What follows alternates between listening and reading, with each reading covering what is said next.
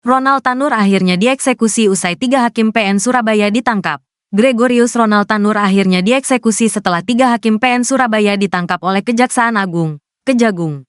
Hukuman yang bakal diterima Ronald Tanur dipastikan bakal lebih berat lantaran jaksa tak puas cuma divonis 5 tahun. Diketahui, jaksa eksekutor Kejaksaan Tinggi Jawa Timur melaksanakan eksekusi terhadap terpidana Gregorius Ronald Tanur. Ronald Tanur baru saja divonis oleh Mahkamah Agung dengan hukuman 5 tahun penjara atas kasus kematian Dini Sera. Ronald Tanur merupakan anak mantan DPR RI, Edward Tanur.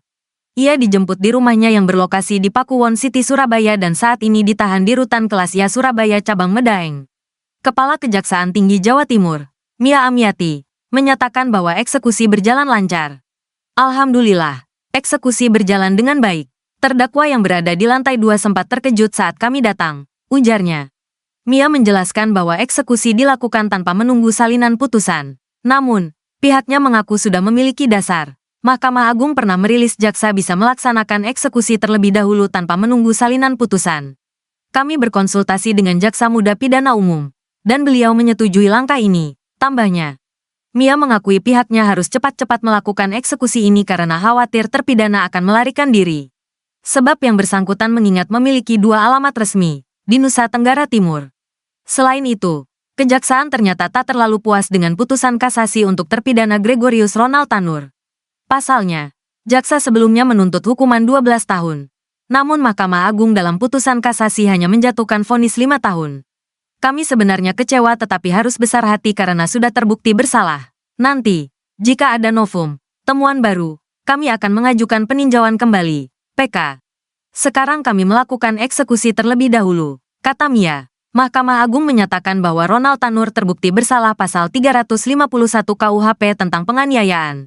Itu adalah pasal alternatif kedua, sedangkan pasal primer tentang pembunuhan tidak dinyatakan terbukti. Pun dengan alternatif ketiga pasal kelalaian juga tidak terbukti. Jaksa penuntut umum tetap berkeyakinan bahwa terpidana melakukan pembunuhan sebagaimana yang diatur dalam pasal 338. Dasarnya sudah ada bukti termasuk rekaman CCTV, imbuh Mia. Di sisi lain, peneliti Pusat Kajian Anti Korupsi, PUKAT, Universitas Gadjah Mada, Zainur Rohman, menganggap suap dalam kasus Ronald Tanur amat keterlaluan. Saya lihat bodoh sekali para pelaku ini. Mencari uang dari kasus yang menarik perhatian publik itu bodoh sekali, kata dia. Jumat, tanggal 25 Oktober tahun 2024, melansir dari Kompas.com. Ia menjelaskan, kasus Ronald Tanur merupakan perkara dengan pelaku yang profilnya cukup tinggi. Ronald merupakan anak dari ex-anggota DPR RI Edward Tanur. Korbannya pun Dini Sera Afriyanti, diperhatikan oleh publik secara luas. Ia menegaskan, memang masih ada asas praduga tak bersalah. Namun, jika kasus suap ini terbukti benar, maka hal ini amat ironis. Zainur mengungkapkan, umumnya mafia peradilan akan memilah perkara untuk diperdagangkan, yakni perkara-perkara yang tidak menarik perhatian publik. Biasanya kalau yang pinter-pinter itu mencari kasus-kasus yang sepi, tidak menjadi perhatian publik, ujar dia. Kalau ini benar ini bodoh sekali, ucap Zainur. Sebelumnya, Direktur Penyidikan, Dirdik, Jampitsus Kejagung, Abdul Qohar mengungkapkan 3 hakim PN Surabaya yang memvonis bebas Ronald Tanur yaitu Eritwa Damanik, Mangapul, dan Heru Hanindyo terjaring OTT Kejagung pada Rabu kemarin. Setelah penangkapan, dia mengatakan penyidik Kejagung melakukan penggeledahan di 6 lokasi dan sudah menyita uang sebesar 20 miliar rupiah.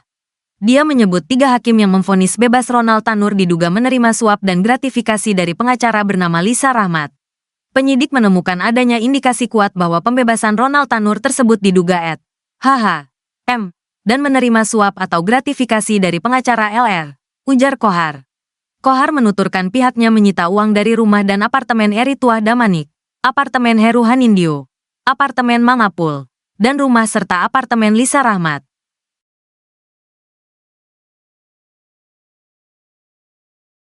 Ketika tim jaksa dari Kejaksaan Tinggi Jawa Timur dan Kejaksaan Negeri Surabaya tiba di rumah Ronald Tanur pada pukul 14.30 waktu Indonesia Barat.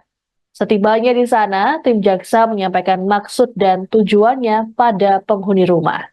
Selang 15 menit, mereka berhasil menangkap Ronald Tanur yang kala itu hanya ditemani oleh asisten rumah tangga. Saat ditangkap, Ronald hanya mengenakan kaos warna abu-abu, bersandal jepit, dan mengenakan masker. Ronald juga tampak membawa tas jinjing warna putih berisikan sejumlah barang. Tidak ada perlawanan saat proses penangkapan, hanya saja Ronald dilaporkan sempat menunda-nunda eksekusi. Senyum Ronald pun kini tak lagi nampak di wajahnya. Beda halnya saat dirinya divonis bebas oleh Majelis Hakim Pengadilan Negeri Surabaya pada Juli lalu. Harapan Ronald untuk bebas karena selesai Kejaksaan Agung melakukan operasi tangkap tangan atau OTT terhadap 3 hakim yang membebaskannya. Mereka adalah Erin Tua Damanik, Mangapul, dan Hari Hanindyo. Ketiganya ditetapkan sebagai tersangka dugaan suap terkait vonis bebas Ronald Tanur. Belakangan terungkap pula kasus ini melibatkan ex-pejabat tinggi Mahkamah Agung, Zaraf Rikar. Kejagung juga membongkar temuan uang nyaris 1 triliun rupiah dan emas 51 kg di dalam rumahnya.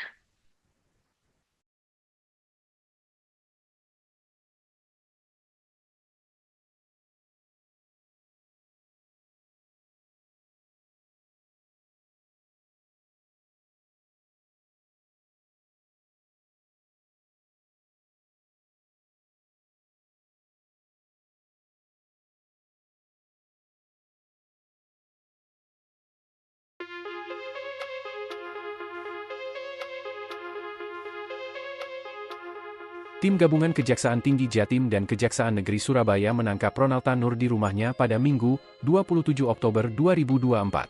Saat diamankan tim Kejaksaan, Ronald Tanur justru menatap 2 anjing peliharaannya. Dikutip dari Kompas, Ronald Tanur ditangkap di rumahnya yang terletak di Komplek Perumahan Pakuwon City, Surabaya. Terlihat, Ronald Tanur keluar dari rumahnya menggunakan kaos abu-abu dan celana panjang hitam. Raut wajah Ronald Tanur tak terlihat lantaran dirinya memakai masker. Namun, terpidana perkara pembunuhan Dini Sera Afrianti tersebut sempat menengok ke arah anjing peliharaannya. Adapun 2 anjing peliharaan tersebut berada di kandang depan rumahnya. Sembari merangkul tas putih, Ronald Tanur menatap 2 anjing tersebut. Di SIS lain, kedua anjing itu tampak menggonggong merespons tatapan Ronald Tanur. Putra mantan anggota fraksi PKB DPR RI itu lantas terus berjalan menuju mobil tim Kejaksaan. Kepala Kejati Jatim Mia Amiati mengatakan Ronald Tanur tidak melakukan perlawanan kepada petugas. Hanya saja, terpidana berupaya menunda-nunda saat dieksekusi oleh tim Kejaksaan.